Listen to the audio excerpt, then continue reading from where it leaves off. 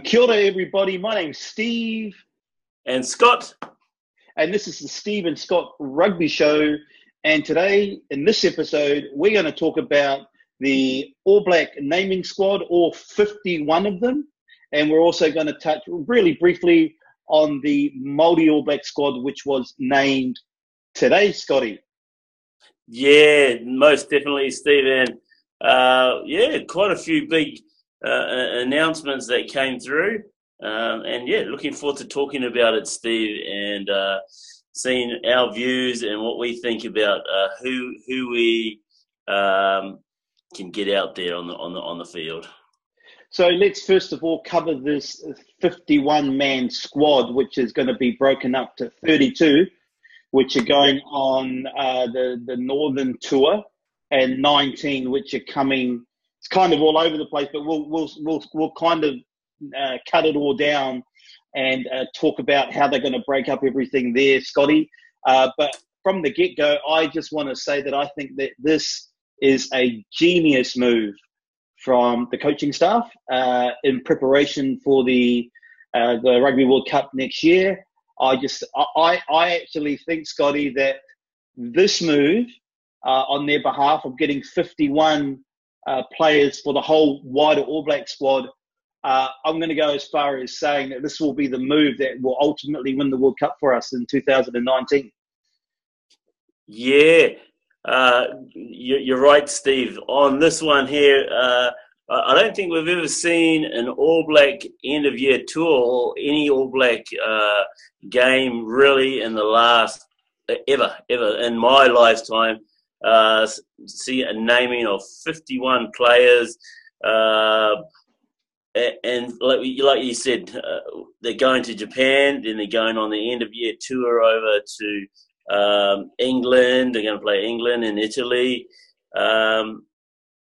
It's really interesting, Steve. And like you say, coming to the World Cup, what better way to blood a whole heap of young players or a whole heap of former players or players who have been on the fringe, and perfect way to do it. First up against the Wallabies, then against Japan. Let's use those players, get the best out of them, and they can tell us who's ready for next year's World Cup. So here's a couple of things. Before we get to the naming of the squad, here's a couple of things I really like about it. If you look at the 2003 World Cup winners, England yes. In 2002 done something very, very similar.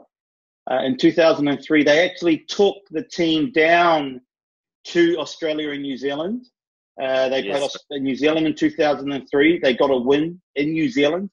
And they came over to Australia and they got a win in Australia, which prepared them as a squad mentally, I think, Scotty, physically, and to get used to the conditions to ultimately go ahead and win that Rugby World Cup.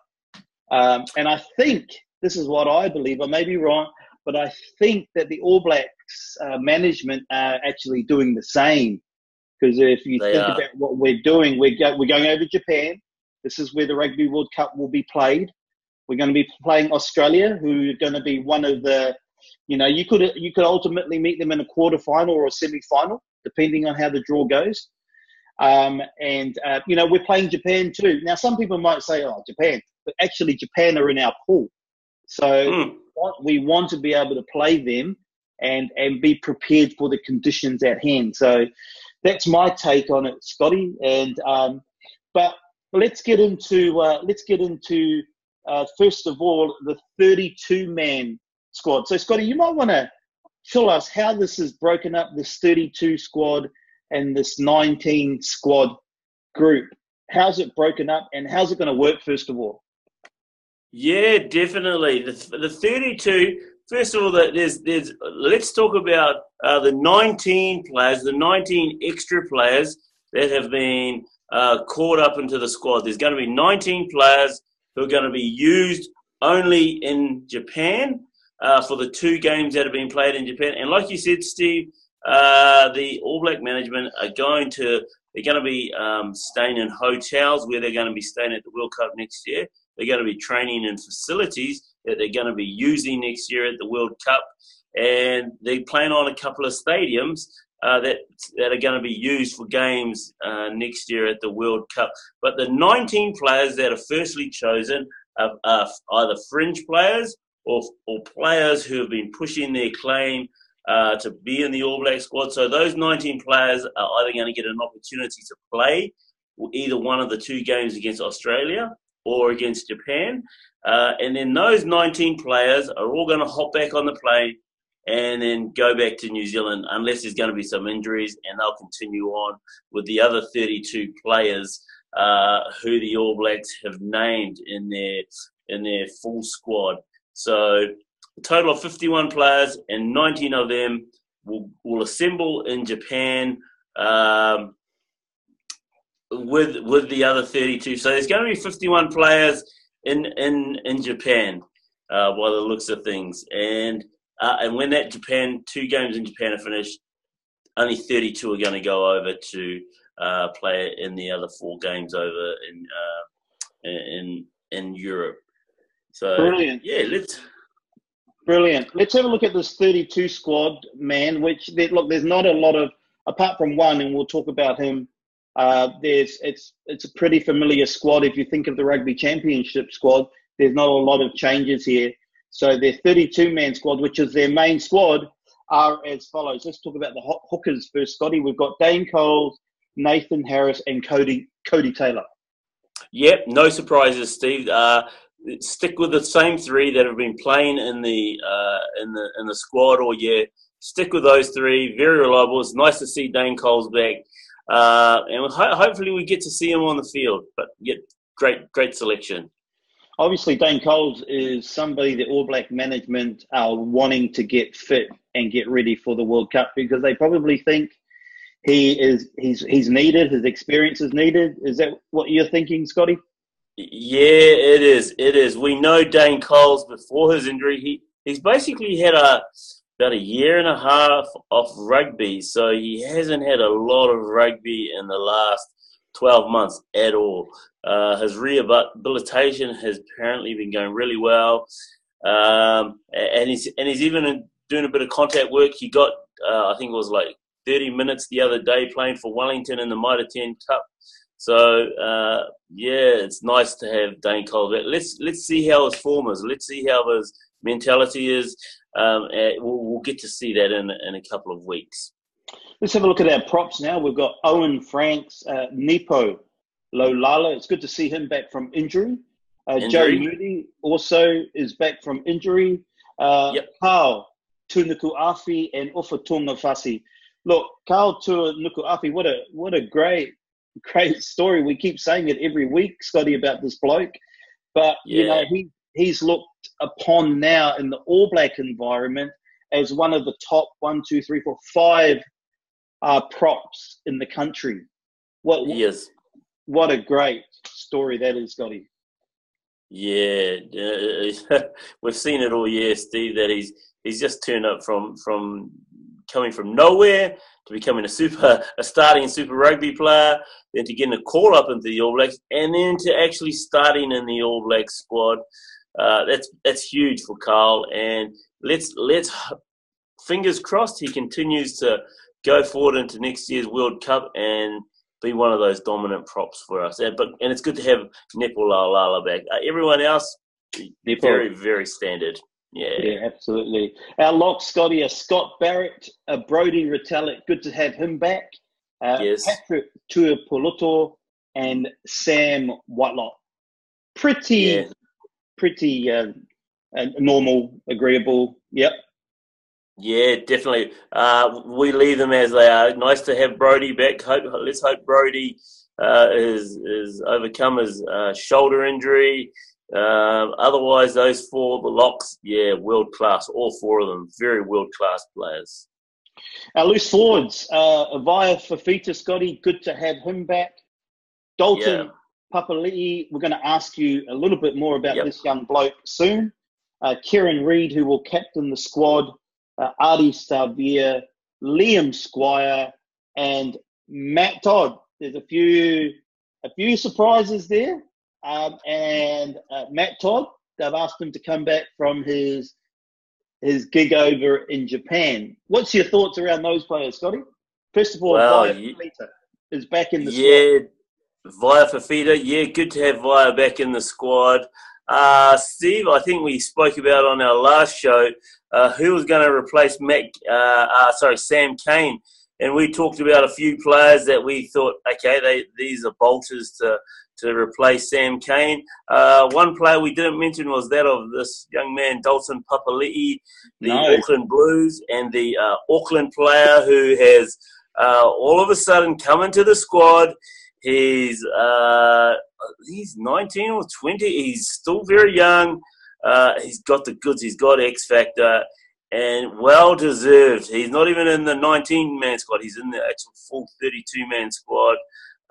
It's good to have him in there. And we talked about Matt Todd, that he wasn't going to be available. Steve, does this open up a can of worms for New Zealand rugby players who are going overseas that, hey, maybe I'll go overseas and I'll still get picked for the All Blacks? But the clause that I believe is he's still playing for the Crusaders next year, so they're able to reach an agreement with his Panasonic team in Japan. So they're able to kind of, I think it's who you know and how big your checkbook is that they're able to get Matt Todd back into the squad. Otherwise, all the loose forwards in our team there, Via Fafita, Dalton Papali'i, Kieran Reid, Ardie Savea, Liam Spire, Matt Todd. Great player. All great players. And I'm really looking forward to seeing all of them get a run sometime on this end-of-year tour. Yes, absolutely. Let's look at our halfbacks now, Scotty, which are absolutely no surprise. They've stick with TJ Perenara, Aaron Smith, and Totoerua Kahurangi, Scotty. No surprises there, Steve. Those have been the three All Blacks who have occupied that halfback role.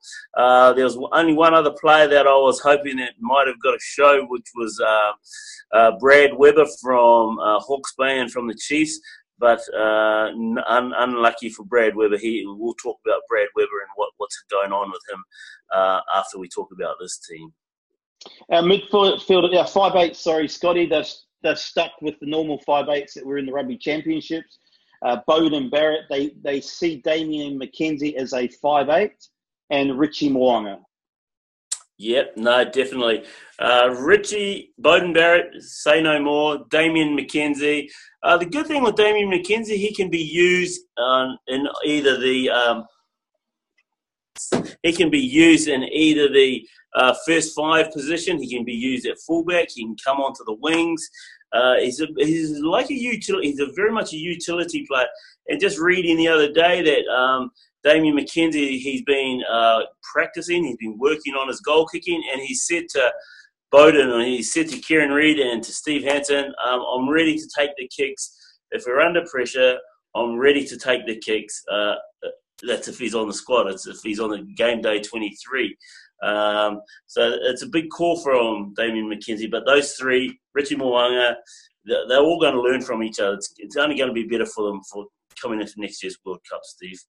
No surprises in the midfields. They'll stick with Ryan Crotty, Jack Goodhue, who had a great rugby championship, Anton Leonard-Brown, Sonny Bill. No surprises in the midfield. Scotty? No surprises there. And again, like we talk about when we talk about the All Blacks, Steve, it's good to see Jack Goodhue still in there, still hanging tough. It's really nice. Four world-class top players who could start in any other teams in the world, in any world team that there is out there. No surprises there, Steve. Beautiful. And the outside backs, once again, no surprises here. They're stuck with the championship outside backs. Geordie Barrett, Rico Ione, Waisake Naholo, and Ben Smith. Yeah. Again, I've been saying it about all the other players on here. They're all world class, and you ain't going to get any better wingers than those four, or even Ben Smith, a wing fullback option. Waisake Naholo, usually used as a wing. Rico Ioane, can use him as a wing, or you can use him in the centres. Geordie Barrett, you can use him anywhere from number 10 to number 15. The court outside backs, and because that's what they are. They've got a bit of speed, they've got pace, they're good under the high ball. All four of those players. Pretty scary, actually, Steve, having those four players in your squad. The bad thing about it, one of them's going to miss out every week. There'll be two on the field. There'll be one on the bench. One of those players is going to miss out every week. So great to have them in the squad. And one who I probably would think, barring injury, he's injured now, is Tyson Frizzell, who's not in this team, Scotty, because he's injured. So it's given way for somebody like Dalton Papali'i. Oh yeah, most definitely. He had a great rugby championship series. Tyson Frizzell in the couple of games that he got to play against Argentina. An injury has hampered his start to his All Black career. Also, one other notable person missing is that of Jordan Tofua, who another player who through injury is unable to go on this end of year tour, but yeah, quite a loss, and they're both really great players that the All Blacks could do with. Okay, so give and take injuries, give and take form, these 32, as Tyson Frizzell, maybe a few other bits and pieces that are pretty much going to make that All Black squad for the World Cup. Would you agree? Yeah, at this stage, yes. Going on form, and age and experience. Pretty much that's going to be our squad. Let's see how Dalton Papali'i goes. He's going to get his first shot at the All Blacks squad on this tour. Let's see how he goes, and let's see how Dane Coles goes with his injuries. Yeah.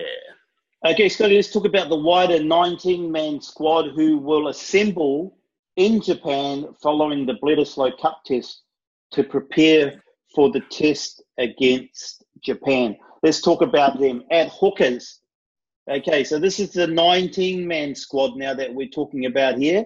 The hookers that they are bringing over for Japan is Sufa Amor and Liam Coltman, Scotty. Yeah, Sufa Amor, as we know, who went on that end-of-year tour last year, was a standout player. Came back to Super Rugby. I think he's like 20 kilos overweight.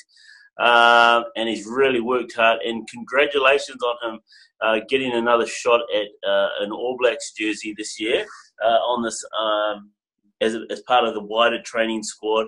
Liam Coltman, you've been a reliable player. And yeah, it's good to have Liam Coltman there. He'll be maybe our fourth best hooker in the country. If our other men go down, Liam Coltman's there ready to take over. Even let's hope Sufa Amor. I'm a big fan of his, and hope that he gets some good time while he's over there. It's interesting you said that, because if any of the 32 men go down, the All Black coaches are wanting to have a look at these guys to see if they're the ones that they go to say, hey, listen, get over here to Japan. We need you. But anyways, let's go to the props. Tyrrell Lomax, Ruben O'Neill, who I've never ever heard of, by the way, Tim Perry, and Angus Ta'avao. Scotty, can you shed some light on Lomax and O'Neill in particular, because Tim Perry and Angus Ta'avao, we know, was part of the championship squad. Yeah, definitely. Tyrrell Lomax, 22-year-old young player. In fact, Tyrrell Lomax was the Australian under-20s captain about 2 years ago. He was the Australian under-20s captain. He's the son of Jason Lomax, who is a huge rugby league. He played league for New Zealand. And he played at the Highlanders. Not Johnny Lomax, not Canberra Raiders. Not Jason. Yeah. Johnny Lomax, son of Johnny Lomax, and his son's great prop. He's about 6'4" in height. he's built and he's solid, and he's really kind of made a little bit of a name for himself in the Super Rugby this year. Good to have him there. Ruben O'Neill, I don't know a lot about Ruben O'Neill. In fact, I don't know anything about Ruben O'Neill. I haven't been able to see any of his games on the Mitre 10 Cup. Another prop, obviously, he's got something that they really like. And actually, in fact, he plays for Canterbury. I think he plays for Canterbury. I don't want to assume, but Tim Perry, Angus Tarbell, experienced All Blacks players from the last couple of games that they've had on the Rugby Championship. Okay, so they've got one lock in the 19-man squad, and that's Luke Romano. Been around the scene for a long time, knows the All Black environment, would have no problem coming into that 32-man squad, Scotty, if somebody went down. Yeah, definitely. And he's had a great Mitre 10 Cup season also. I'm sure Steve Hansen has told him, you're still in the frame, Luke. Just keep fit, keep ploughing away, and we'll keep you in our All Black ranks. And here we go. He's back in the 90-man squad, and we'll most probably see him on the field at some stage in one of those games. And maybe that's one of the Achilles heel in New Zealand rugby at the moment, is our lack of depth in that locking department. If you think of our two main locks, who are they? Brodie Retallick and Sam Whitelock. Yeah, if they went down with injury before the Rugby World Cup, it would leave us very, very, very thin in the locking department. So I'm sure that All Black coaches are mindful of that too, and looking around the country for a little bit of depth in that position, Scotty. Yeah, no, most definitely, Steve, most definitely. There's not a lot of choice around. I think what they've done, though, there's a couple of options that they can use in the locking position, but I think they've chosen pretty fairly on who they've got as locks at the moment, because there are some of those loose forwards who can step into that locking position. And we'll talk about a couple of those players in the loose forwards that are coming up. Yeah. Absolutely. Okay, let's look at those loose forwards in the 19-man wider squad. You've got Jackson Hemapor, who was part of the Rugby Championship team. My man, Gareth Evans, we've talked about him a lot. Scotty, we'll ask you a little bit about him. Dylan Hunt, who we also spoke about in our last episode. And Luke Whitelock, who just seems to keep on going and going. Scotty, what do you think of that forward, those loose forwards? Yeah, well, great choices. Jackson Hemapor, then he's one of the players that I was talking about that can be used as a loose forward as well as go into that locking role. Jackson Hemapor, he's really made a name for himself this year. And in fact, he's quite unlucky not to be in that 32-man squad, but he's still in the mix. He's still there. And I think we'll see him get some game time in Japan. And your man, Gareth Evans, Steve, yeah, well-deserved. He finally got a call up to the All Black squad, and well-deserved. Captaining Hawke's Bay remarkably. And Dylan Hunt, this is the other player that we've spoken of. He's finally got a call up. He'll do well. He'll do well there and if he gets a run. And Luke Whitelock, the war horse, who will be ready to be caught up anytime, even if he's not in the squad. If Steve Hansen gives him a call, he's ready to go. One of those players who are just solid, who's an honest player. He gives 110% for whatever jersey number that he's got on his back. Luke Whitelock, yeah, great player. Great loose forwards that we've got there, Steve. Oh, Scotty, like I said from the get-go of this video that we're doing today, I think that this is a masterclass by the selectors. I think that they're going, this is great, this 51-man squad, Scotty. So, Scotty, let's talk about the halfbacks for the 19-man squad. They wouldn't look out of place in a 32-man squad, by the way. We're going to be talking about Mitchell Drummond from the Canterbury Crusaders and Canterbury team, and also Bern Hall, another Crusader, plays for North Harbour. Yeah, definitely, Steve. Mitch Drummond and Bryn Hall, both Crusaders players, both had really great seasons this year with the Crusaders, and no way they're not going to look out of place in that 32-man squad. But again, Steve, like we say, the All Blacks have really looked for some depth, and we have some depth in our. We've already got 3, and like I said before, I wanted to see my man Brad Weber from the Chiefs and Hawke's Bay, but these other 2 players are going to get their shot. They're going to have their starting debuts with the All Blacks. Yeah, great players they are, Steve, and in form. Both of them are in form players. So let's talk about the 5'8" that they've chosen. Is a guy by the name of Brett Cameron, plays for Canterbury. Scotty, I don't know him. Yes, Steve. This is an interesting one. This is quite interesting. In fact, the jersey that you're wearing there right now, Steve, the Wanganui jersey. This young man, Brett Cameron, he's playing for. He's in the Crusaders wider squad. He's the starting first 5'8" at the moment for Canterbury in the Mitre 10 Cup. He's a Wanganui boy, so he's originally a Wanganui boy, and he's obviously anyone who goes to play in that number 10 Crusaders or Canterbury jersey. You've got to be a good player, not just anyone. They don't just pick anyone for that Canterbury or Crusader number 10 jersey, Steve. Absolutely. Wanganui boy, and went to the same school as I. So he is actually our second All Black from my school. Glenn Osborne being our first. He's our second. But actually the guy who I would have preferred to have been in the 5'8", 19 squad is another Wanganui boy by the name of Stephen Perofeta, who played for Taranaki. He hasn't had the greatest season, but I think he's unlucky to miss out on the squad.